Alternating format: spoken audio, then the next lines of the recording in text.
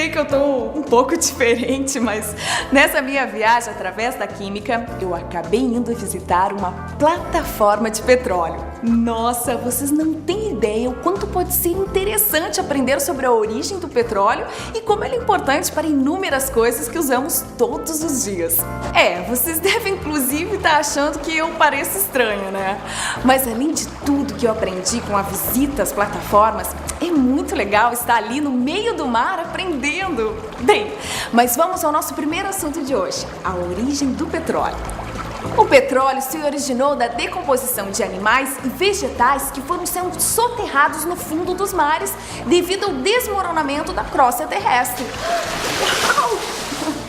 Isso ocorreu há milhões de anos atrás. Esse material foi submetido a alta pressão, formou um aglomerado de animais e plantas que deu origem ao petróleo.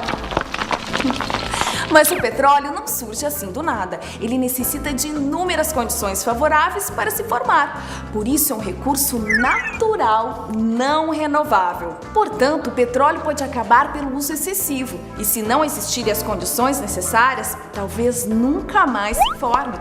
A nossa geração pode ser a última a utilizar essa matéria-prima, que já foi chamada de ouro negro. Bom, já vimos como o petróleo se forma. Agora vamos ver o que é o petróleo? A palavra petróleo vem do latim. Petro significa pedra e oleum, óleo. O petróleo é um líquido viscoso, oleoso, menos denso e insolúvel em água. É um combustível fóssil.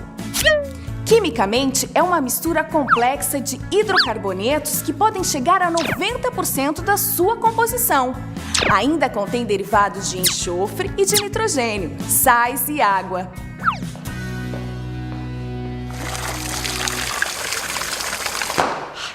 Eu vou ter que falar sem me mexer muito para não jorrar petróleo.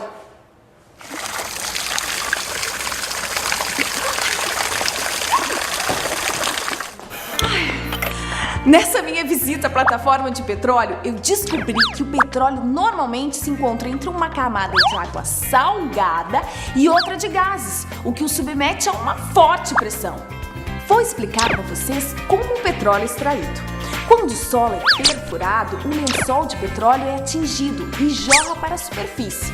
Com a saída dos gases, o petróleo é bombeado para ser retirado da jazida. Mas vocês sabiam que o petróleo bruto, como sai do poço, não tem aplicação direta? Para utilizá-lo é preciso fracioná-lo. Esse processo é chamado de refino ou destilação fracionada. Agora sim, limpinha. Bom, pessoal, eu tenho um amigo que trabalha numa refinaria e eu fiz um convite para ele vir aqui e me ajudar a explicar melhor como esse processo acontece. Oi, pessoal. Eu vim aqui tentar ajudar dando algumas dicas de como funciona o refino. São realizadas uma série de operações para a obtenção de produtos que têm inúmeras aplicações em nosso dia a dia. Mas afinal, o que é refinar? Refinar petróleo é separar as frações desejadas, processá-las e industrializá-las em produtos vendáveis. Mas é assim, fácil? Sim, bem fácil. Inicialmente, o petróleo é aquecido em um forno, sendo parcialmente vaporizado e direcionado para a coluna de fracionamento, que é provida de várias bandejas. A temperatura da coluna varia com a altura. No topo, encontra-se a temperatura mais baixa. Continua a explicação, eu estou adorando aprender sobre o petróleo e seus produtos. Mas me conta uma coisa. Como é que acontece a separação dos diferentes produtos? Tem a ver com os pontos de ebulição de cada componente? Sim, o vapor sobe pelas placas da coluna. A substância na forma de vapor atinge uma altura em que a temperatura é igual ao ponto de ebulição dessa substância. Então ela condensa e é recolhida. Parece fácil, mas tem como ser assim mais específico, explicar passo a passo? Claro. Vamos lá.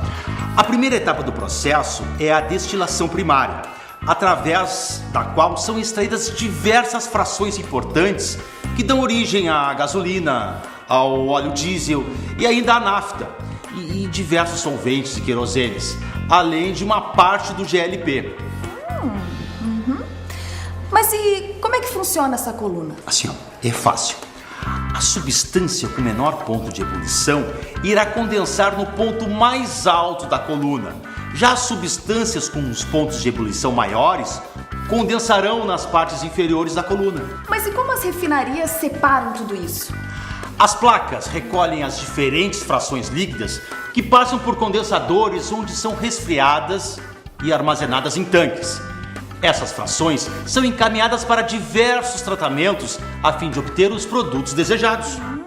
Nossa, tem muita coisa que envolve a extração e refino do petróleo. Afinal, ele é super importante no nosso dia a dia. É verdade, muitas coisas são produzidas a partir do petróleo. Roupas, sapatos, combustíveis, os cosméticos, plásticos, medicamentos, nossa, milhares de outras coisas. Mas tem uma coisa importante que não podemos deixar de comentar. O petróleo e outros combustíveis fósseis, ao serem queimados, geram metano e o gás carbônico, responsáveis pelo agravamento do efeito estufa. Por esse motivo, atualmente, buscam-se fontes alternativas, como, por exemplo, o biodiesel, os combustíveis limpos, que causam menos impacto ao meio ambiente e à saúde das populações, né? Mas sobre esse assunto vamos falar no episódio que trata a respeito dos óxidos. Isso aí, muito obrigada pela sua ajuda, por suas explicações, adorei! Foi um prazer poder colaborar. Valeu, tchau!